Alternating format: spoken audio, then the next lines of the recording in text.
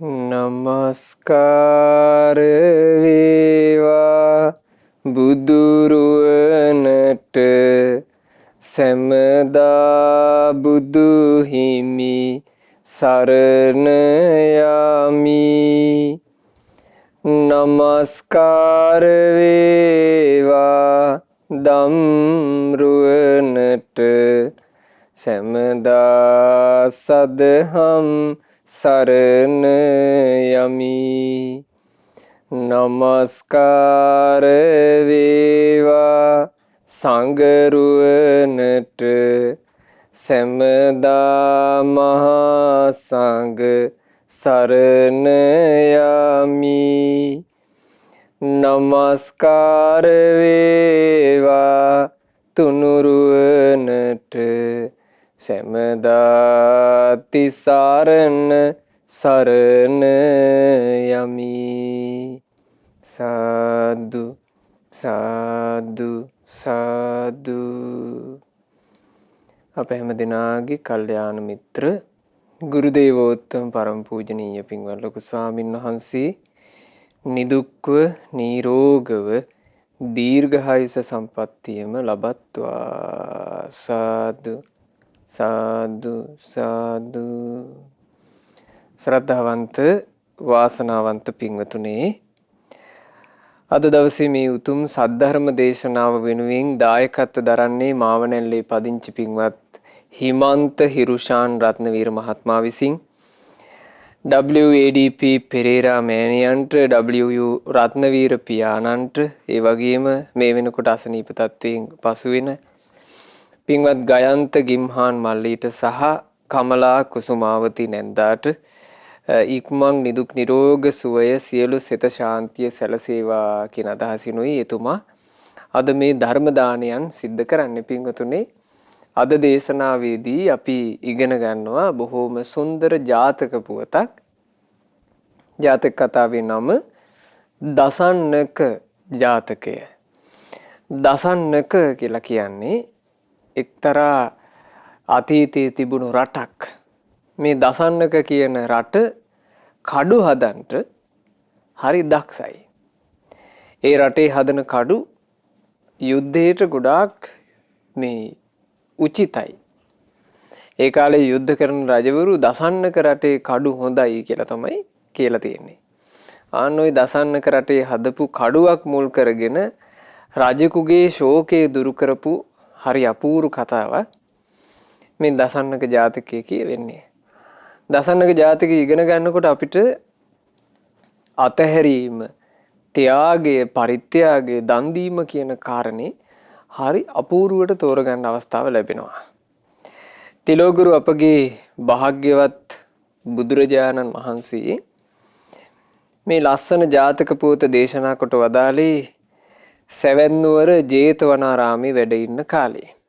ওই කාලේ එක්තරා තරුණ ස්වාමී පුරුෂයෙක් තමන්ගේ ආදරණීය බිරිඳටත් දැනුම්වත් කරලා බිරිඳගේ අවසරිත් ඇතුව, ඇගේ උපකාරිත් ඇතුව මහණ වුණා. විවාහ වෙලා ඉද්දී තමයි ඒ තරුණ ස්වාමී පුරුෂයාට බණ අහන්න ලැබුණේ.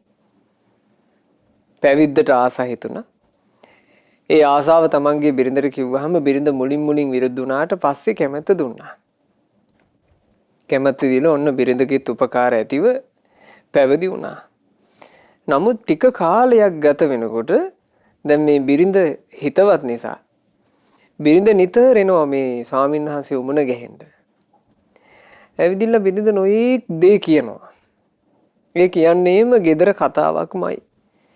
ඉතින් ටික කාලයක් ගත වෙනකොට ඒ බිරිඳ ගෙවල් දොරේ තියෙන අඩුපාඩු, තමුන්ට තියෙන කරදර, තමුන්ගේ පාළුව මේ වගේ කතා කියන්න පටන් ගත්තා. මේ කියනකොට අර භික්ෂුවටත් ඒවා නාහා ඉන්න බෑ. මොකද තමන්ගේ බිරිඳ තමන්ට උදව් කරා මහාන වෙන්න. ඒ මුකුත් කරගන්න බෑ. අර කහගෙන ඉඳලා ඒකම විතර්ක කරනවා. අනේ ටික දවස ගත වෙනකොට මේ භික්ෂුවට සතුටින් පැවිද්දේ ගත කරන්න හැකියාව නැතුව ගියා.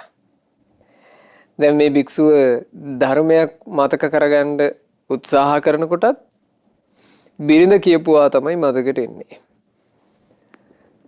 ආචාර්ය උපාධ්‍යයන් වහන්සේලාගේ අවවාද අනුශාසනා සිහි කරන්න මහන්සි ගන්නකොටත් මොකක් හරි බිරිඳගේ එකක් තමයි තමන්ගේ මතකෙට එන්නේ. තනිවම නිස්කලංකේ ධර්මයක් සජ්ජායනා කර ගන්නටවත් බැරුව ගියා. තමන්ගේ බිරිඳ අසරණ වෙලා අයියෝ මගේ බිරිඳට මම මේ පීඩාව දුන්නේ මගේ මේ පැවිද්දකට තියෙන කැමැත්තෙන් හින්දා නේද? නැත්තම් අපි කොච්චර ආදරෙන් හිටියාද මේ වගේ හිතිවිලි වලින් භික්ෂුවගේ හිත පිරී ගියා. මේ භික්ෂුන් වහන්සේ අවසානයේ තමන්ගේ ආචාර්ය උපාධ්‍යයන් වහන්සේලා ළඟට ඇවිත් කියනවා අනේ ස්වාමීනි මට හරි අමාරුයි මේ පැවිද්ද කරගන්න. මගේ ආදරණීය බිරිඳ අසරණ වෙලා ඉද්දි මං කොහොමද මේ මහානදමක් පුරන්නේ? මේක මට කරගන්න බෑ. එහෙම කියනකොට ඒ ආචාර්ය උපාධ්‍යයන් වහන්සේලා මේ භික්ෂුවව කැඳවාගෙන ගියා භාග්‍යතුන් වහන්සේ ළඟට. භාග්‍යතුන් වහන්සේ භික්ෂුවගෙන් අහනවා හැබැයිද භික්ෂුව දැන් ඔබට මේ පැවිද්දේ කිසි ඇල්මක් නැතිව මහා පීඩාවකින් ඉන්නවයි කියන්නේ? සිවුරු ඇරලා යන්න ඕනය කියලා කියන්නේ මේ ඇත්තද කතාව? අනේ එහෙමයි ස්වාමීනි මට හරි අපහසුයි. මට මේ පැවිද්දේ දැන් පොඩ්ඩක්වත් හිත ඇලෙන්නේ නැහැ. බුදුරජාණන් වහන්සේ අහනවා ඇයි පින්වත් භික්ෂුව ඔබට ඔහොම වුනේ? ඔබ හොඳට මහානදම පුරාගෙන හිටපු කෙනෙක් නේ. ඔබ හොඳට සිහි කරන්න ඔබට කොතනද වැරදුනේ කියලා. එතකොට මේ භික්ෂුව කියනවා අනේ ස්වාමීනි මම හොඳට හිටියා තමයි. ඒ වුණාට ස්වාමීනි මගේ බිරින්ද නිතර දෙවේලේ මාත් එක්ක ඇවිදින්න ඇගේ කරදර ටික කියන්න පටන් ගත්තා. ස්වාමීනි අපි හරි සන්තෝෂෙන් හිටපු දෙන්නෙක්. මං මේ ඇයව තනි කරලා ආපු එකත් එක්ක තමයි ඇයට ඔක්කොම කරදර. මං කල්පනා කරේ ස්වාමීනි ගිහි වෙලා මගේ බිරින්දෑත් එක්ක පිනක් දහමක් කරාගෙන මගේ ජීවිතය ගත කරනවා කියලා. එතකොට බුදුරජාණන් වහන්සේ වදාලා මෙහෙම භික්ෂුව ඔය තැනැත්ති කවුද කියා ඔබ හරියට දන්නේ නැහැ භික්ෂුව. කලින් ආත්මික ඔබට මහා අනර්ථයක් කරපු තැනැත්තියක් ඔය. ඇය නිසාම ඔබට මානසික ආබාධයක් පවා ඉපදිලා ඔබ මාරාන්තික වුණා. ඔබ විකල් වෙන්න යනකොට නුවණැත්තන්ගේ උපකාර හින්දා තමයි ඔබට සුවපත් වෙන්න අවස්ථාව ලැබුණේ. ඒ නිසා භික්ෂුව ඇය සම්බන්ධයෙන් ඔච්චර ලෙන්ගතුව හිතන්න එපා කිව්වා. දැන් බලන්න පින්වතුනේ මේ සාංශාරික ගමනේ අපිට එකම විදිහේ වැරද්ද යලි යලි වෙන්න යන හැටි එකම විදිහේ වැරද්ද දැන් කලින් ජීවිතේකත් බිරිඳ නිසා යහපත වෙනසිලා තිනවා. අන්තිමේ උමතු භාවයටපත් වෙලා මාරාන්තික තැනක ඉන්නකොට බේරිලා තියෙන්නේ. ඒ කතාවනේ අපි ඉගෙන ගන්න ලැහැත්ති. දැන් මේ ජීවිතෙත් උතුම් ගෞතම සාසනේ පැවිද්ද ලැබලා පිළිවෙත් පුරන්න තියෙන අවස්ථාව අහිමි වෙන්නයි මේ යන්නේ. එතකොට මේ භික්ෂුව බුදුරජාණන් වහන්සේගෙන් අසා සිටිනවා ස්වාමීනි භාග්‍යතුන් වහන්සේ ඒ අතීත ප්‍රවෘත්ති මං ගැන අනුකම්පාවෙන් මට පහදලා දෙන්න. මං කැමතියි අතීතේ මට ඒ වැරදුනාය කියන කතාව හරියට පිළිවෙලකට අහගන්න. බුදුරජාණන් වහන්සේ වදාලා පින්වත් භික්ෂුව ගොඩාක් ඉස්සර කාලේ මද්දව කියන නමින් මහා රජ කෙනෙක් රාජ්‍ය විචාරමින් වාසය කළා. ඔය මද්දව රජුරෝ රජකම් කරන කාලේ මහා බෝධිසත්වයෝ බ්‍රාහ්මණ පවුලක උපන්නා. ඒ බ්‍රාහ්මණ දෙමව්පියෝ බෝධිසත්වයන්ට සේනක කියන නම තමයි තැබුවේ. මේ සේනක කුමාරයා තක්ෂශිලා ගිහින් හොඳට ශිල්ප ශාස්ත්‍ර හදාarලා හොඳ ශිල්ප ශාස්ත්‍රයේ කෙළපැමිණි කෙනෙක් විදිහට යලි බරණැසට ආවේ. බරණැසට ඇවිල්ලා මද්දව රජුරුවන්ගේ අර්ථ ධර්ම අනුශාසක අමාත්‍ය තනතුර හෙබවුවා. මද්දව කියන මහරජුරුවන්ට අර්ථයෙන් ධර්මයෙන් අනුශාසනාවන් සිද්ධ කරන ප්‍රධාන අමාත්‍යවරයෙක්. මේ සේනක අමාත්‍යයා කොච්චර දක්ෂ වුණාද කියන්නේ අනිත් අමාත්‍යවරු අතරේ වේගින් කැපී පෙනෙන කෙනෙක් වුණා.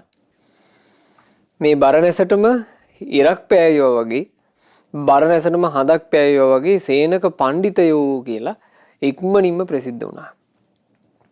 බරණැස් රාජ්‍යයේ මොනවා හරි අර්බුදයක් හටගත්ත ගමන් ඒ අර්බුදේ සැනකින් විසඳනවා. බරණැසටම ආලෝකයේ සපයනවා. බරණැසටම එළිය සපයන්නා කියන අදහසින් මිනිස්සු සේනක පණ්ඩිතයන්ට ඒ කාලේ කියලා තියෙනවා සේනක පණ්ඩිතයෝ කියලා කියන්නේ දහවල් කාලේ හටගන්න අරුබුද විසඳන ආලෝකේ හිරු මඩල.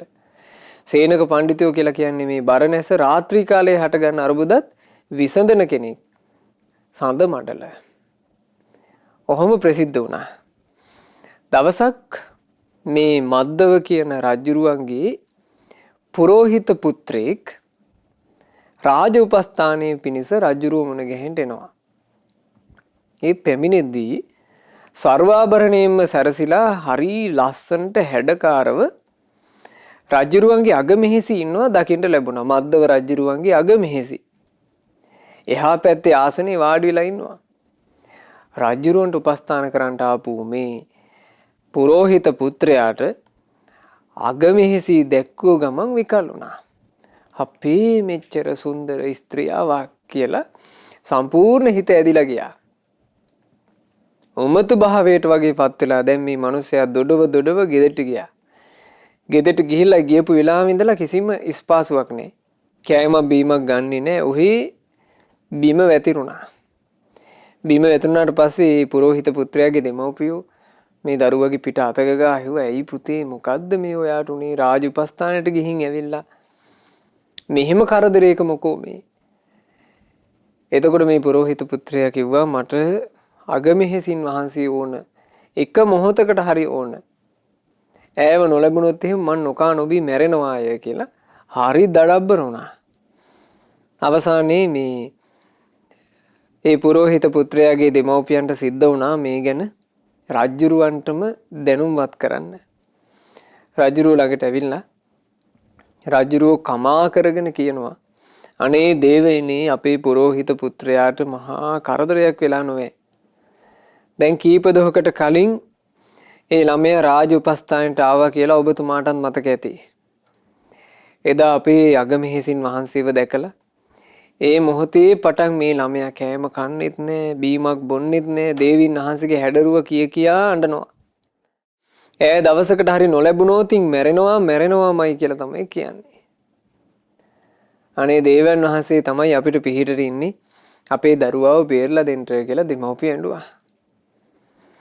එතකොට මේ රජුරුව කියනවා මද්දව රජුරුව හරි හොඳයි. මම ඒකට මොකක් හරි එකක් කරන්න. පුරෝහිත පුත්‍රයාට මුලින්ම මාව ඇවිල්ලා බැහැ දකින්න කියන්න කිව්වා. ඕන්න එතකොට මේ පුරෝහිත පුත්‍රයා පොඩ්ඩක් කෑම බීමක් අරගෙන සන්තෝෂයටපත් වෙලා රජුරුව බැහැ දකින්න තෑග්ගකුත් අරන් එනවා. ඇවිදින්න රජුරුවන්ට තෑග්ග දීලා වන්දනා කරාට පස්සේ රජුරුව hina වෙවි කියනවා ආ මිත්‍රයා ඔහෙටත් එහෙනම් මහබිසවුන් වහන්සේ ගැන හිත ගියානේ. එතකොට දැන් දවස් ගාණක් තිස්සේ කන්නේ බොන්නේ නැතුව වැතිරලාලු නේද හිටියේ. මේ ටික දොහට ඔහි සෑහෙන්න කෙට්ටු වෙලා කියලාත් පේනවා කිව්වා. එතකොට මේ පුරෝහිත පුත්‍රයා කිසිම කතාවක් නැතුව නිශ්ශබ්දව බිම්බලාන හිටියා. රජුරන්ට අනුකම්පා හිතුණා. රජුරෝ සිංහාසනෙන් නැගිටලා මෙයාගේ ළඟට ඇවිල්ලා පිටට අත තියලා කියනවා මිත්‍රයා මට අනුකම්පයි තොප ගැන. මම අපේ බිසවුන් වහන්සේත් එක්ක මේ ගැන කතා කළා. මම සතියකට ඈව තොපට දෙන්න කැමති කරවගත්තා. ඈත් සතුටුනා සතියක් තොපත් එක්ක වාසය කරන්න. එහෙමනම් ඉතින් සතුටු වෙයන්. ඕන්න සතියකට මගේ දේවයන් වහන්සේව නුඹේ ගෙදරට එකතු කරගෙන ඵලයන්. ඒ ගෙදරට කරගෙන ගිහිල්ලා ඈත් එක්ක සතුටින් වාසය කරලා මතක් කරලා 8 වෙනි දවසේ යලි මාලිගාවට ගෙනත් ඇරලෝපන් කියලා ඔන්න ඉතින් රජුරුව ඒ වෙලාවේ අනුකම්පාවෙන් කරපු දේ. මේ පුරෝහිත පුත්‍රයා හරි සන්තෝෂයටපත් වෙලා ප්‍රීතියෙන් ඉල්පී ගිහිල්ලා ලොකු හිනාවක් පහල කරලා රජුරුවන්ගේ ළඟ සතුටින් වැඳ වැටුණා. හරි දේවයිනේ මං අනිවාර්යෙන් දේවින් වහන්සේව යලි එකතු කරගෙන එනවාමයි කියලා සපත කරලා දේවින් වහන්සේව කැඳවාගෙන ගියා. ඉතින් බොහොම ලස්සනට සරසපු රථයක හරි උජාරුවෙන් දේවින් වහන්සේව මෙයා එකතු කරගෙන ගියා තමන්ගේ නිවසට. දවසයි 2යි 3යි මේ දෙන්නා සතුටින් වාසය කරනකොට දෙන්නට දෙන්න නොදැක ඉන්න බැරි තරමේ ලෙන්ගතුකම ඒ දෙදෙනාට උපන්නා. දැන් මද්දව රජුරෝ ඒ සතිය ඉවසාගෙන ඉන්නවා. මද්දව රජුරෝ සතිය ඉවසාගෙන ඉන්නේ තව සතියක් ගියපු තැන මගේ බිරිඳ යලි මට ලැබෙනවා කියන අදහස ඉන්නේ. දැන් අර දෙන්න වෙනම උප්පර වැටියක් කළා. මේ දෙන්න කල්පනා කළා දැන් දවස් 7 ගත වෙච්ච ගමන් අපිට වෙන් වෙන්න වෙනවා. අපි කොහොමද දෙදෙනා වෙන් නොවි වාසය කරන්නේ? ඒ කියන්නේ වෙන් වෙලා වාසය කරන්නේ කොහොමද? අපිට වෙන් වෙන්න පුළුවන් කමක් නැහැ. අපි දෙන්නාගේ ලෝකයක් හොයාගෙන යන්න ඕන කියලා අර පුරෝහිත පුත්‍රයයි රාජකීය අගබිසවයි වෙස් වලා ගත්තා. වෙස් වලාගෙන බරණැස් රට දාලා පැනලා ගියා. දැන් ඔන්න දවස් 7 ගත වෙලා 8 වෙනි දවස රජුරෝ තමන්ගේ අගමෙහෙසින් වහන්සේ එනකම් බලාගෙන ඉන්නවා. අවසානයේ ආරංචි වුණා අගමෙහෙසියත් පුරෝහිත පුත්‍රයාත් පැනලා ගිහිල්ලා කියලා. සම්පූර්ණ චරපුරුෂයෝ දාලා හෙව්වා හොයාගන්න බැරුව ගියා. අන්තිමේ රජුරෝ තමන්ගේ දේවින් වහන්සේ ගැනම හිතා එක දිගට කල්පනාවේ වැටෙන්න පටන් ගත්තා. රජුරවන්ට දේවින් වහන්සේ ගැන හිතනකොට පපුව දාලා යනවා. පපුව පිච්චෙන්න එනවා. උහුලා ගන්න අමාරුයි. අවසානයේ රජුරවන්ට නිකන් ඉන්නකොට මේ නහයෙන් ලේ එන්න පටන්ගෙන දෙනවා. අර කල්පනාවේ වැඩිකමට. ඒ නහයෙන් ලේ එන්න පටන් ගත්ත එක තව ටික කාලයක් යනකොට ලේ වමන යන ගානටම අමාරු වුණා.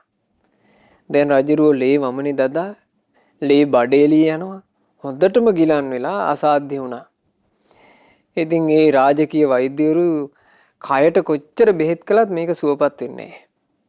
රාජකීය වෛද්‍යවරු අර අර්ථ ධර්මානුශාසනාව සිද්ධ කරන බෝධිසත්ව අමාත්‍යවරයාට මේ ගැන සැලකලා අමාත්‍යතුමනි අපිට හිතාගන්න බෑ අපි මෙච්චර බෙහෙතක් කරලත් රජුරුව ඇයි ගොඩ එන්නේ නැත්තේ කියලා. එතකොට බෝධිසත්ව අමාත්‍යවරයා කල්පනා කළා මේක කයේ ලෙඩක් වුණාට මේ කායික ලෙඩේ මනසත් එක්ක බැඳිලා තියෙන එකක් වගේ. කල්පනා කළා රජුරවන්ට වෙන මොකොත්ම මෙච්චර ආබාධයක් හටගන්න හේතුවක් නෑ අගමෙහෙසිය දකින්න නොලැබීම තරම්. රජුරු අගමෙහෙසියව අතහැරියාට සතියකට සම්පූර්ණයෙන් හිතින් අත්හැරලා නෑ. ඒ අගමෙහෙසිය දකින්න නොලැබීමේ වේදනාව තමයි රජුරවන්ට මේ තියෙන්නේ. දැන් ඔහොම ඒවා පින්වතුනේ සාමාන්‍යයෙන් අපි කොයි කාගේ ජීවිතවල නැද්ද? තව කෙනෙක්ව දකින්න නොලැබෙද්දී හටගන්න වේදනා, තව කෙනෙක් වියෝ වුණාම හටගන්න වේදනානේ. හරියට තියෙනවනේ දරුවෝ දකින්න නොලැබුණොත් දෙමව්පියන්ට සම්පූර්ණයෙන්ම ගිලන් භාවයන් හටගන්නවා. ආන්න ඒ වගේ එකක් මෙතන මේ සිද්ධ වුණේ කියලා ඒ මොහොතේම බෝධිසත්ව අමාත්‍යවරයාට තේරුණා. මේ අමාත්‍යවරයා කල්පනා කළා මේකට ප්‍රතිකාර කරන්න තියෙන්නේ උපක්‍රමශීලීව හිත හැදීමෙන්.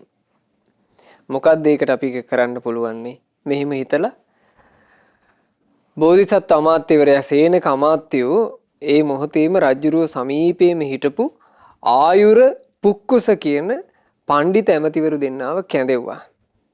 කැඳවලා කිව්වා අපේ මේ රජුරුවන්ට තියෙන්නේ බිරිඳ දකින්න නොලැබීම නිසා හටගත්ත මානසික රෝගයක්මයි. මට එකත් එකටම පැහැදිලියි ඒක. ඒ හැර වෙන ලෙඩක් අපේ මහරජුරුවන්ට නැහැ. අපි මේ වෙලාවේ උපක්‍රමශීලී වෙන්න ඕන. කොහොම හරි අපි උපක්‍රමශීලීව අපේ රජුරුවන්ව බේරගනිමු. ඒ උදෙසා මං කියන හැටියට ආයුර පුක්කුස කියන අමාත්‍යවරු දෙන්න කටයුතු කරන්න ඕන හොඳයි කිව්වා. දෙන්න කැමති වුණා. මොකද්ද දැන් මෙතන උපාය? හරි ලස්සන උපායක්. රාජාංගනයේට මැජික් කාරයෙක් ගෙන්නලා මැජික් සංදර්ශනයක් පෙන්වන්නටයි කතාව. මේ මැජික් කාරයා කොහොම දක්ෂයෙක්ද? කඩු ගිලින මැජික් කාරයෙක්. ඒ කඩු ගිලින මැජික් කාරයාව ගෙන්නලා රජුරවන්ට පේන්න අපි කඩුවක් ගිල්ලවන්න ඕන. එතකොට ඒක දකින රජුරුව පුදුමයටපත් වෙලා අහාවි හප්පේ මේක පුදුම දුෂ්කර වැඩක් නොවේ. මීටත් වඩා දුෂ්කර වැඩ තිබේද කියලා. එතකොට ආයුර පඬිතුයෝ කියන්න තියෙන්නේ මහරජ අසවල් දේ දෙන්නම් කියන වචනේ කීම ඔයිට වඩා දුෂ්කරයි කියලා කියන්නයි තියෙන්නේ. රජුරෝ මීටත් වඩා දුෂ්කර දේ තියෙයිද කියලා අහනකොට අසවල් දේ දෙන්නම් කියලා යම් වචනයක් තියනවාද ඒ වචනේ දුෂ්කරයි. එහෙම කියන්න තියෙන්නේ. එතකොට අනිවාර්යයෙන්ම රජුරෝ එකපාර ආයුරයන්ගේ වචනේම ගන්නෙ නෑ. පුක්කුසේනි ඔබගෙනුත් අසාවි. ඔබගෙන් අහනකොට ඔබ උත්තර දෙන්න තියෙන්නේ මහරජ ඔබ යමෙකුට යමක් දෙන්නම් කියලා නොදී හිටියොත් ඒක සුදුසු එකක් නෙමෙයි. ඒක ඵල රහිත වචනයක් බවට පත් වෙනවා. නමුත් තමන් යම් වචනයක් දුන්නට පස්සේ මං අහවල් දේ දෙනවාමයි කියලා ඒක ඒ විදිහට කිරීම තමයි දුෂ්කරම දේ. ඒක ඔය කඩුවක් ගිනිනට වඩා දුෂ්කරයි. එහෙම කියන්න කිව්වා. ඊට පස්සේ ඉතින් අනිවාර්යයෙන්ම අපේ මහරජුරුවන් වහන්සේ මගෙන් ඕක අහනවා. මගෙන් අහනකොට මං ඊට සුදුසු ආකාරයෙන් උත්තර දෙන්නම් කියලා. දැන් ඔන්න මේක තමයි උපාය. සම්දර්ශනයේ සූදානම් වුණා. මේ සම්දර්ශනයට එනවා අර විශේෂ මැජික් කාර්යය කඩු ගිලින කෙනා. දැන් අදටත් තියෙනව නේද පින්වතුනි ඔය කඩු ගිලිනවා වගේ වැඩ. දැන් මෙයාත් කඩු ගිලින විශේෂ මැජික් කාර්යයක්. මේ මැජික් කාර්යය ඇවිදිලා කඩුව ගිලින එක කරන්න ලැහැත් වෙනකොට මේ පඬිතවරු තුන්දෙනා රජුරෝ ළඟට යනවා. ආයුර පඬිතුයෝ, පුක්කුස පඬිතුයෝ සහ සේනක කියන බෝධිසත්ව පඬිතුයෝ. ගිහින් කිව්වා මහරජුණියේදී අද රාජාංගනේ විශේෂ මැජික් සම්දර්ශනයක් තියෙනවා නොවේ. ඒක හරි පුදුම සහගත එකක් රජතුමනි. ඒක දකින අයගේ දුක සංසිඳෙනවා. ඒ සම්දර්ශනේ බලාගෙන හිටපුවම දුක සංසිඳෙනවා. ඒ නිසා ඔබ වහන්සේටත් මේ තියෙන කායික දුක් ඔක්කොම සංසිඳිලා යාවි. ඒ නිසා අපි ටිකක් එතෙන්ට සැපත් වෙමුකෝ කියලා ඔන්න රජුරුවන්ව හීන් සීරුවේ රජුරුව වැතිරලා හිටපු යහනත් එක්කම සේවක ජනයා මේ උදව් කරගෙන සම්දර්ශනේ බලන්න එකතු කරන් ආවා. ඉතින් මේ සම්දර්ශනයේට ආපු නොයෙක් දෙනා නොයෙක් දේවල් පෙන්නකොට රජුරුව ආසාවෙන් ඒක බලාගෙන හිටියා. දැන් රජුරුවන්ට සම්දර්ශනය කියන එක හරි ප්‍රියමනාපයි. ඔන්න එතකොටම අර විශේෂ හැකියාව තියෙන පුරුෂයා උතෙක් ආවා. ඔහු ඇවිදිලා හොඳට දිලිහි තියෙන මුවහත ඇති උස්ස කඩුවක් තමන්ගේ අතට ගත්තා.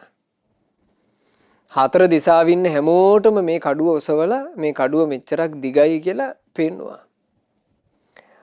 ඊට පස්සේ මේ මිනිස්සයා සම්පූර්ණ උඩ බලාගෙන කඩුව ගිලින්න පටන් ගත්තා. මුළු කඩුවම ගිල්ලානේ. කඩු මිට පේන තාක් සම්පූර්ණයෙන් කඩුව මේ ශරීරය ඇතුළට දාගත්තා. මේක බලාගෙන හිටපු රජුරුවන්ට හිතාගන්න බැරුව ගියා. රජුරුවෝ කියන්න ගත්තා ආම් බලාපල්ලා පඬිතේනි. ආම් බලාපල්ලා. අර කඩුව කොච්චර දිග එකක්ද? අච්චර දිග කඩුවක් මේ පුද්ගලයා ගිල්ලානේ. එතකොට එතනම ඉන්න සේවකෙක් කියනවා මහරජුරුවනි ඔය දසන්නක රටේ හදාපු කඩුවක්. ඕක අඟල් 33ක් දිගයි. ඒ කාලේ දසන්නක රටේ කඩුව කියලා කියන්නේ කඩුව අතරේ තිබුණු වටිනම කඩුව. ඒ කාලේ පිංගුතුනි කඩුව කියලා කියන්නේ ඉතින් ගොඩාක් වැදගත් ගන්නේ. යුද්ධ වලට නිතර ගන්න සවි ශක්තිය වැඩි, හොඳට දිගින් වැඩි, බරෙන් වැඩි කඩුව. ඕක දසන්නක රටේ කඩුවක් කිව්වා. එතකොට රජුරවන්ට තව පුදුමයි. මේ මිනිසයා කොහොමද දසන්නක රටේ කඩුවක් මෙච්චර මුවහත තියෙන 33 අගලක් දිගති කඩුවක් මේ පුද්ගලයා ගිල්ලේ කොහොමද? දසන්නක රටේ තමයි හොඳම කඩු හදන්නේ.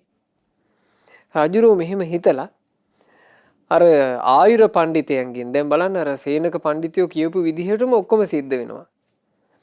ළඟින්ම හිටපු ආයුර කියන පඬිතයන්ගෙන් රජුරෝ අහනවා මෙහෙම අපේ අප්පෝ අර බලන්ට දසන්නක රටේ හදාපු කඩුවක් නොවේදෝ සටන් වලදී ලේ බොන්නට හපන් කඩුවේ මුවහත දිලිසෙමින් ඇතේ. ධනෙ ලබනු ආසාවෙන් නොවේද මොහු පිරිස් මැදදි කඩුව ගිලින්නේ. මහා දුෂ්කර දෙයක් නේ මෙය. ඔයිට වඩා අමාරු දෙයක් කොහිද තියෙන්නේ? ආයුර පඬිතයන්ට කියනවා බලන්ට පඬිතේනි දසන්නක රටේ කඩුවක්, හොඳ මුවහත තියෙන කඩුවක්, සටන් වලදී අනිත් මිනිස්සුන්ගේ ලේ බොන කඩුවක් ඔය ගිලින්නේ. මේ මිනිසයා මෙච්චර මුවහත තියෙන කඩුවක් ගිලිනවා කියන එකට වඩා දුෂ්කර දෙයක් මේ ලෝකේ වෙනත් තියේද? එහෙම කියද්දී ආයුර පඬිතයෝ කියනවා මෙහෙම: අපේ මගධ රජුරුවෙනි, ධනෙ ලැබනු ආසාවෙන් මේ මිනිහා මෙතැනට ආවේ. සටන් වලදී ලේ බොන්නට හපන් කඩුව කිසි බයක් නැතිව මොහු ගිල දෑවේ. ඔයිට වඩා අමාරු වූ වෙනත් දෙයක් ලොවේ ඇතේ. ඒ කිමෙකයි දත යුතු වන්නේ. යමෙක් යමක් දෙමි කියා පොරොන්දු වෙයි නම් එයම තමයි ලොව තිබෙන අමාරු දෙය. ඒ දේ ඉදිරියේ අනිත් හැම දෙයක්ම පහසුවකින් කළ හැකි වන්නේ. ආයුර පඬිතයෝ කියනවා රජතුමනි, ඕකත් අමාරු තමා. හැබැයි ඔයිට වඩා අමාරු දෙයක් මේ ලෝකයේ තියෙනවා. ඒ ඔයිට වඩා අමාරු දේ මොකද්ද? යම් කිසි කෙනෙක් මං මේ දේ දෙනවා කියලා තමා සතු දෙයක් අතහරින්න පොරොන්දු වෙන්නේ. මම මේ දෙනවා කියලා හිතින් අතහරින්න. ඒ හිතින් අතහැරීම, එහෙම නැත්නම් හිතින් අතහැරලා මම මේක දෙනවා කියලා පොරොන්දු වීම, ඒක තමයි කිව්වා දුෂ්කරම දේ. කඩුවක් ගිලිනවට වඩා ඒක දුෂ්කරයි. කඩුවක් ගිලනවට වඩා දුෂ්කර වූ දේ තමයි තව දෙයක් දෙනවා කියලා පොරොන්දු වීම. ආන්නේ පොරොන්දු වීමේ කටයුත්ත තමයි රජතුමනි මේ ලෝකේ දුෂ්කරම දේ කිව්වා. එහෙම කියනකොට රජුරෝ කල්පනා කළා මේ ආයුර පඬිතයෝ කියන කතාවෙත් ඇත්තක් තියෙනවා.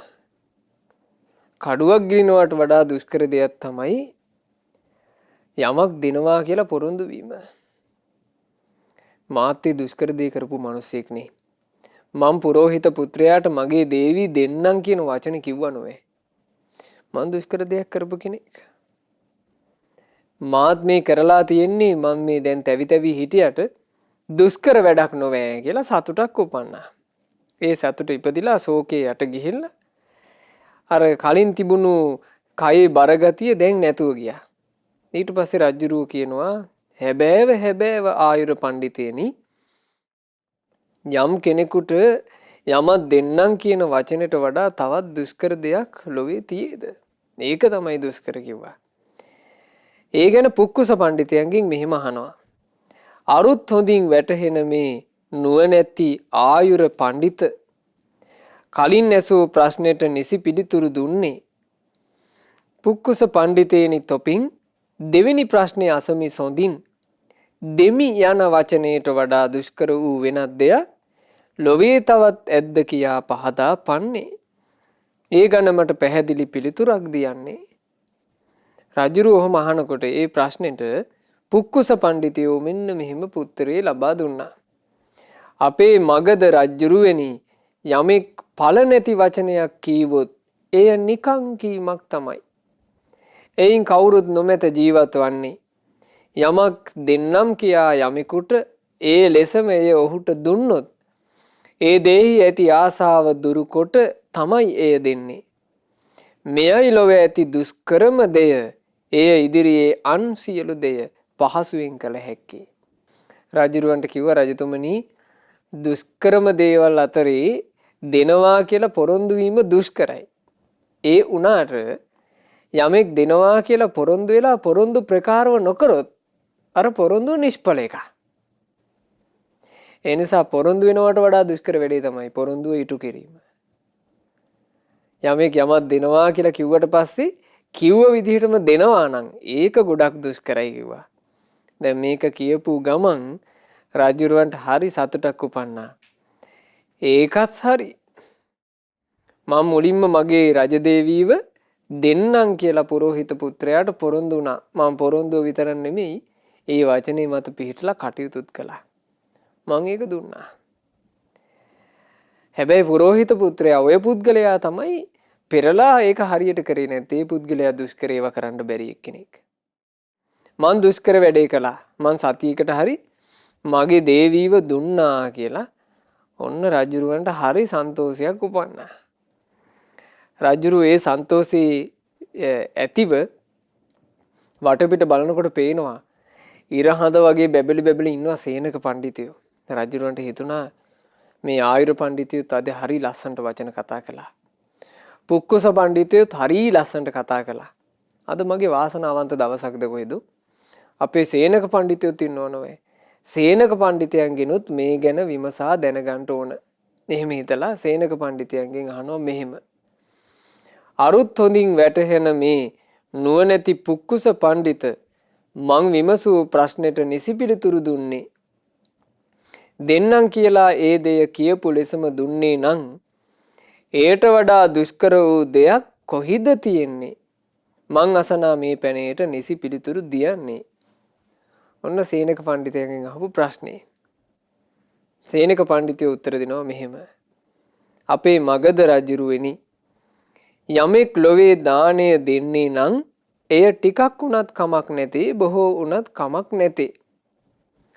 එලෙසින් තමා දුන්නු දාණය ගැන නැවත කැමැත්තක් නොමකොට තමන් දුන්නු දේ ගැන ඔහු පසු නොතැවෙන්නේ නම් කඩුවක් ගිලිනවට වඩා දෙන්නම් කියනවට වඩා තමා දුන්නු දෙයට වඩා ඊටාම දුෂ්කර දෙයකුයි එයා කරන්නේ. හැම දෙයක්ම එයට වඩා පහසු බවත් දැනගත යුතු වන්නේ. බලන්න බෝධිසත්වෝ කියපු කතාව අපි හැමෝටම හරි වැදගත්. කෙනෙක් මේ ලෝකේ පරිත්‍යාගය කියන එක, දානය කියන එක චුට්ටක් කරන්නත් පුළුවන්, ගොඩාක් කරන්නත් පුළුවන්. දුන්නේ ටිකක්ද ගොඩක්ද කියන එක නෙමේ කතාව. එයා දීපු දේ ගැන යලි යලි සිහි කර කර ඒ දේ ගැන හූල්වනවා නම් එයා ටිකක් දුන්නත් වැඩක් නැහැ. එයා ගොඩාක් දුන්නත් වැඩක් නැහැ. අයියෝ අපරාධේ මං අරක දුන්නේ. එක්ක අපරාධේ අරදී මං අත්හැරියේ. අරදී අපරාධේ මං පරිත්‍යාග කළේ කියා හූල්ලා හිතනවා නම් එසේ හිතන හිතුවිල්ල හරි බාධායි කිව්වා. ඒ හිතුවිල්ල නම් හරිම නරකයි කිව්වා. ඒ හිතුවිල්ල යම් කෙනෙකු ළඟ තියෙනවා නම් ඒ හිතුවිල්ල නිසාම එයා ගොඩාක් දුර්වල තැනැත්තෙක් බවට පත් වෙනවා. යමෙක් Taman දුන්නු දේ ගැන පසු නොතැවෙන්නේ නම්, දීප දේ ගැන පසුතැවීමක් ඇති කරගන්නේ නැත්තම් කඩුවක් ගිරිනවට වඩා ඒක දුෂ්කරයි. ඊළඟට යමක් දෙන්නම් කියනවට වඩා දුෂ්කරයි. යමක් දෙනවාට වඩා දුෂ්කරයි. දීපු දේ ගැන යලි හිත හූල්ලන්නේ නැතුව ඉඳීම. එහෙමනම් ගොඩාක් දුෂ්කර දෙයක් තමයි කෙනෙක් දානයක් පූජා කරලා පරිත්‍යාගයක් කරලා ඒ ගැන යලි අයියෝ අපරාධේ මන් දුන්නේ කියලා හිතා වාසය කරන්නේ නැතුව සැනසille Taman දීපු දේ ගැන සතුටු හිතක් ඇති කරගෙන ඉඳීම. ඒක ගොඩක් අමාරුයි. අපි උනත් දකින්න පින්වතුනේ සමහරලාවට පින්වතුල්ලා නොඑක් දේවල් පූජා කරනවා. පූජා කරාට පස්සේ ඒ පූජාවෙන් පසුවත් ඒ දේ හිතින් අල්ලගෙන ඉන්න අවස්ථා කොච්චර තියෙනවද? මට මතකයි එක අවස්ථාවක එක උපාසක අම්මා කෙනෙක් ස්වාමින්වහන්සේලා ගැන තද බල අමනාපයක් ඇති කරගෙන තිබුණා. ඒ අම්මා තමන්ම මහන්සිලා පාපිස්සක් හදාගෙන ඇවිල්ලා ඒ පාපිස්ස දාලා තියෙනවා අසපේ තිබුණු ධර්මශාලාවේ බුද්ධ මන්දිරයේ ඉස්සරහා ඒ භාග්‍යවතුන් වහන්සේට වන්දනාමාන කරන තැන මේ පාපිස්ස දැම්මා. මේක මේ අම්මා සකස් කරගෙන ඇවිල්ලා ඒ අම්මාට මේක හොඳයි කියලා හිතිලා නේක දැම්මේ. නමුත් සංඝයා වහන්සේලා ඒ පාපිස්සේ තිබුණු ස්වභාවයට කැමති වුණේ නැහැ. ඒක එතෙන්ට උචිත වුණෙත් නැහැ. ඊට පස්සේ ස්වාමීන් වහන්සේලා කලේ ඒ පාපිස්ස අරගෙන ගිහිල්ලා වෙන තැනකට දාලා මේ බුද්ධ මන්දිරේට ධර්මශාලාවේ තියෙන මන්දිරේට සුදුසු පාපිස්සක් එතනින් තැබුවා. මේ අම්මා ඊළඟ දවසේ එනකොට තමන්ගේ පාපිස්ස නැහැ. ඇවිදලා බැලුවා තමන් පූජා කරපු පාපිස්ස කෝ. ඒ බලනකොට වෙන තැනක ඒ පාපිස්ස දාලා තියෙනවා පේනවා. මේ අම්මම විතරයි දන්නේ තමන් මේ බුද්ධ මන්දිරේ ළඟ ඉස්සරහා මේ පාපිස්ස තියන්න සතුටුනේ කියලා. ඒක සාංශලා දන්නෙත් නැහැ. අන්තිමේ මේ අම්මා ස්වාමීන් වහන්සේලා ගැන විශාල ගැටුණු හිතක් ඇති කරගෙන මං ආයේ මේ භික්ෂුන්ගෙන් බණ අහන්න ඉන්නේ. මට ආයෙ ඕනේ මං පූජා කරපු පාපිස්ස මට ඕන තැන තියෙන්නේ නැත්තම් කියලා හිත ඝට්ටනයක් හදාගත්තා. එතකොට බලන්න තමන් කරපු පූජාවත් අවසානයේ තමන්ටම පෙරලා විනාශි පිණිස ආපු හැටි. හිතන විදිහ වරද්ද ගත්ත නිසා. ඒ හින්දා අපි හරියට තේරුම් ගන්න ඕන තැනක් පින්වතුනි මේ. ඒ තමයි අපිට යම් දෙයක් පූජා කිරීමක් එහෙම නැත්නම් යම් දෙයක් අතහැරීමක් අපි කරාට පස්සේ ඒක අතාරින්න ඕන. පූජා කරපු දේ දීපු දේ යලි අල්ලා ගන්න හොඳ නෑ. ගොඩාක් වැදගත් කාරණාවක්. දීපු දේ යලි අල්ලා ගන්නවා කියලා කියන්නේ ඒක බොහොම භයානක එකක්. දැන් අපි අහලා තියෙනවනේ අපුත්තක සිටානන්ගේ සිදුවීම එහෙමනේ. අපුත්තක සිටුවරයා කියලා කියන්නේ ඈත අතීතයේ මහා ධනවත් මිනිසෙක්. තගරසිකී කියන පසේ බුදුරජාණන් වහන්සේට දානි පූජා කරන්නට කියලා තමන්ගේ සේවකයන්ට දැනුවත් කරලා තියෙනවා. ඒ පසේ බුදුරජාණන් වහන්සේට දානි පූජා කරලා පසේ බුදුරජාණන් වහන්සේ දානි අරගෙන වඩිනකොට මෙයා නිකමට පාත්‍රය බැලුවා. පාත්‍රය බලද්දි හොඳට පිළිවෙලකට දානි පූජා කරලා තියෙනවා දැක්කා. දැකලා මෙයා හිත අපහදව ගත්තනේ. අපරාධි මේ ශ්‍රමණයාට මෙච්චර පිළිවෙලකට දානි දුන්නේ. මේ දීපු කෑම බීම ටික සේවකයෙකුට දුන්නා නම් හොඳට වැඩක් කරව ගන්න තිබ්බා කියලා හිත අපහදව ගත්ත දීපු දානෙට. බලන්න ඒකේ විපාකේ ඔහු දානි දෙන්න කියපු වචනේ නිසා සිටු තනතුරු ලබනවා. හැබැයි දීලා හිත අපහදව ගත්ත නිසා කිසිම දෙයක් පරිභෝග කරන්න හිත නෙවෙන්නේ. ගොඩාක් සල්ලි තියාගෙන දුගී දුප්පතෙක් වගේ ජීවත් වෙන්න සිද්ධ වුණා. ඉතින් ඒක නිසා අපි හොඳට තීරුම් කරගන්න ඕන තැනක් මේක. මේ සේනක පඬිතුයෝ කියපු කතාව රජුරුව හරි සතුටු වුණා. ඇත්ත ඒක තමයි සත්‍යම කාරණේ. මම මගේ තනි අදහසටම පුරෝහිත පුත්‍රයාට මගේ දේවි දුන්නා. හැබැයි දේවි දීලා මට වෙච්චි ලොකුම දෝෂේ තමයි හිත හදාගන්න බැරිකම. මම මගේ දේවියව අත්හැරලා හිතින් අත්හරින්නේ නැතුව වාසය කිරීම හේතු කරගෙනයි මට මේ ශෝක දුක් ඔක්කොම ඉපදිලා තියෙන්නේ. දැන් මට ඇඟට පණක් නැතිව හරියට කෑමක් බීමක් නැතුව මං දුර්වල වෙලා. මේක මට ගැළපෙන එකක් නෙවෙයි. මම දුෂ්කර දේවල් දෙකක් කරපු කෙනෙක්. ඇයි මට මේ තුන්වෙනි දුෂ්කර දේ කරන්න බැරි? කඩුවක් ගිනිනවට වඩා අමාරු යමක් දෙනවා කියන පොරොන්දුව මන් දුන්නා. කඩුවක් ගිනිනවටත් වඩා යමක් දෙනවා කියලා දෙන පොරොන්දුවටත් වඩා අමාරු දේවන. ඇත්තටම යමක් දීම කියන දේත් මං කළා. දැන් ඇයි මට මේ තුන්වෙනි දේට යන්න බැරි? රජුරෝ කල්පනා කළා. මම දැන් මේ මගේ බිරිඳ ගැන හිතා ශෝකයටපත් වෙනවා. ඒ කාන්තාවට පොඩ්ඩක් හරි මා ගැන ඇල්මක් තිබ්බා නම් අර දවස් දෙක තුනකට හම්බෙච්ච මිනිහත් එක්ක පැනලා යයිද? මේ යසේසුරු සම්පත් ඔක්කොම දාලා යයිද? මගේ ආදරේ ගණනකටවත් ගන්නේ නැතුව නොවේ ඒ කාන්තාව ඒ විදිහට වෙනස් වුනේ. සතියකින් වෙනස් වෙන ඒ වගේ ගෑනු කෙනෙක් නම් අහිමි වීමමයි හොඳ.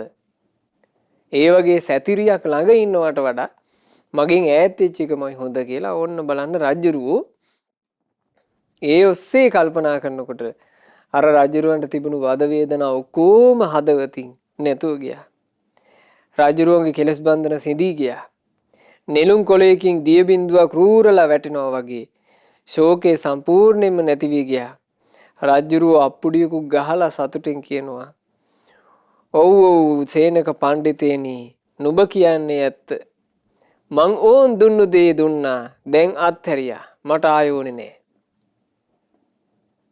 එහෙම එකපාර හිත හදාගත්ත රජුරුවෝ. එහෙම හිතලා රජුරුවෝ ඈව හිතන එක සම්පූර්ණයෙන් අමතක කළා.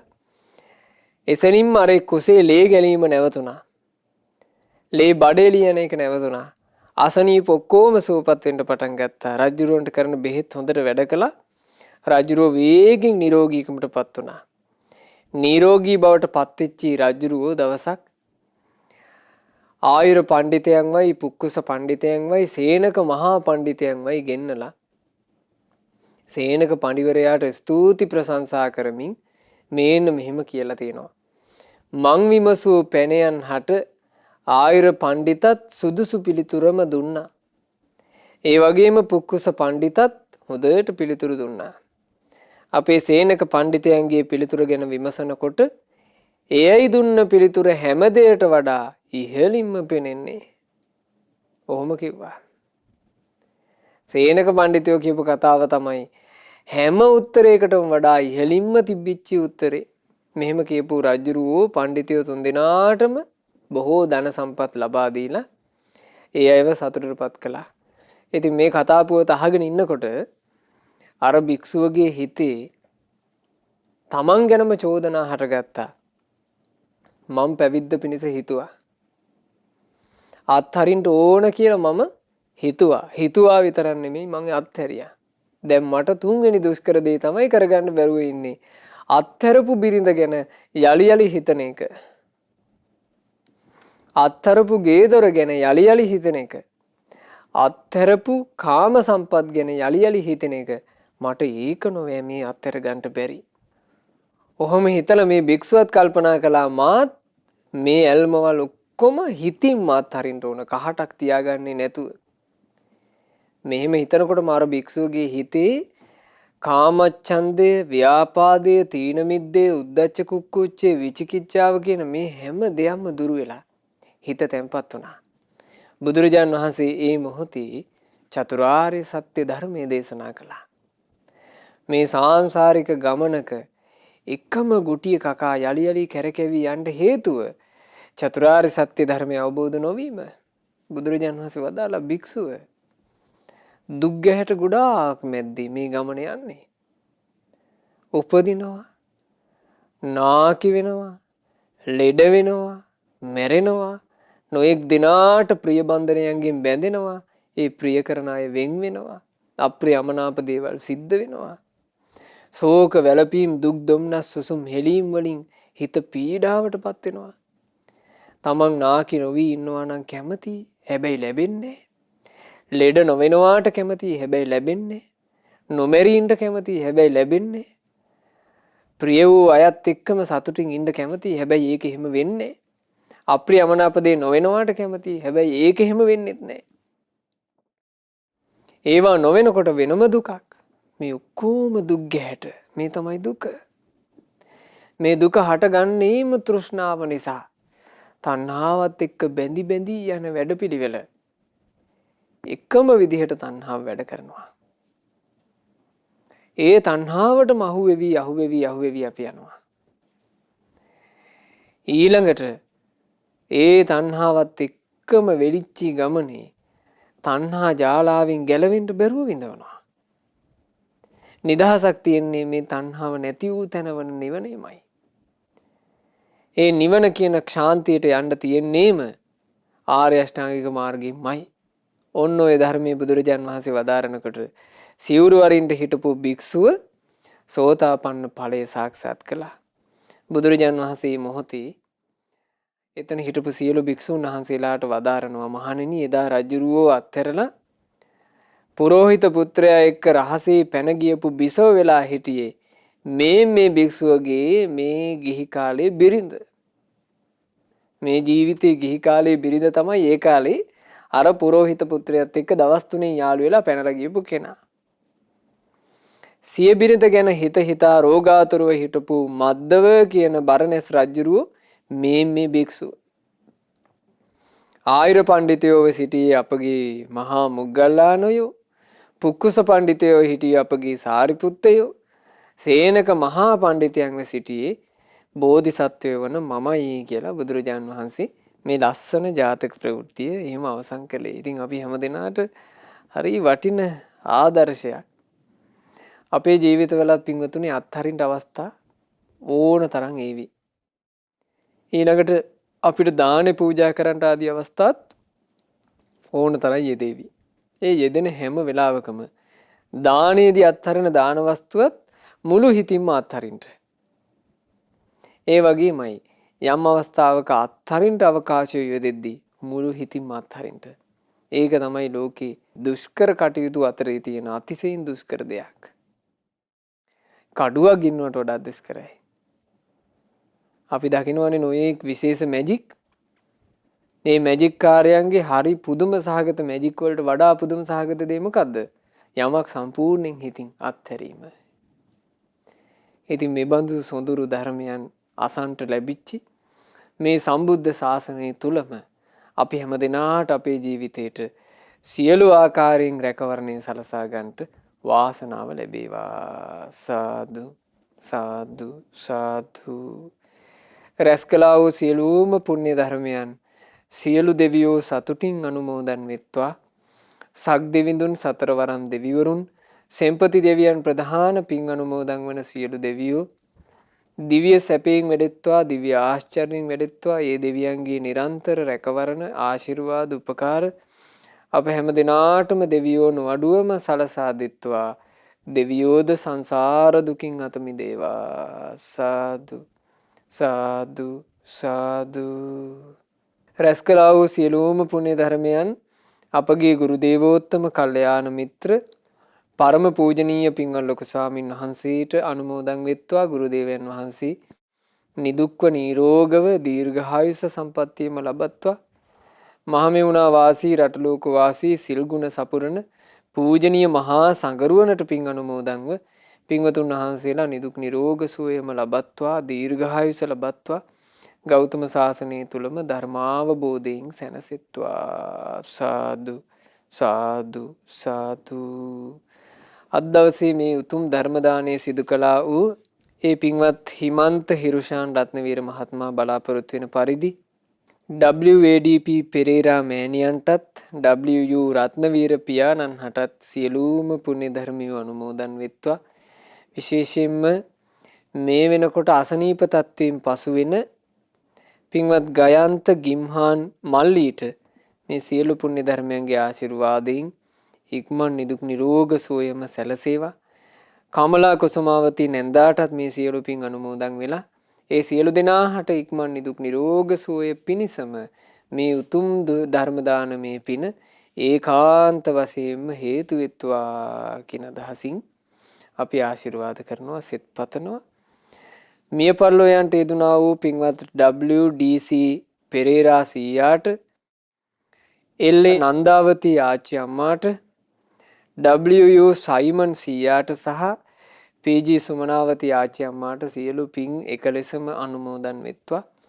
මිය පරලෝ ගිය ඉන්දික සෝමරත්න, දීපිකා අබේරත්න, සංදීප ලියනගේ සහ හර්ෂ සෙනවිරත්න ඇතුළු ඒ සියලු ඥාති හිත මිත්‍රාදීන්ට, ගුරුවරුන්ට මේ සියලුම පුණ්‍ය ධර්මය අනුමෝදන් වෙත්වා.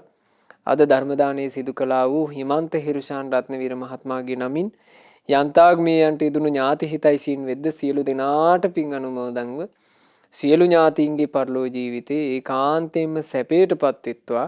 අපගේ ඥාතීන් ඉක්මන් භවයකදීම සංසාර දුකින් අත මිදේවා කියන ප්‍රාර්ථනාවෙන් පින් අනුමෝදනා සිදු කරන්න.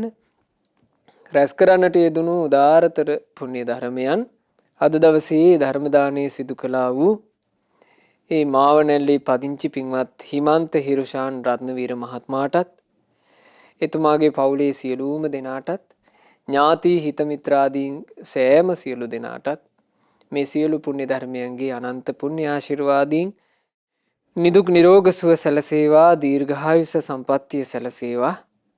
එතුමාටත් එතුමාගේ පවුලේ ඒ සියලු දෙනාට, විශේෂයෙන් ආදරණීය මෑණියන් වන WADP පෙරේරා මවට, පියාණන් වන WU රත්නවීර පියාණන්ට, සහෝදරයා වන පින්වත් ගයන්ත ගිම්හාන් මල්ලි ඇතුළු පවුලේ සියලු දෙනාට මේ සියලු පින් අනුමෝදන් වෙලා සියලු දෙනාට නිදුක් නිරෝග සුව ශාන්තිය සැලසේවා, දීර්ඝායුෂ සම්පන්නිය සැලසේවා. කිසිම කරදරයකින් බාධාවකින් තොරව සුවසේ සැනසille ජීවිත ගත කරන්නට ලැබේවා.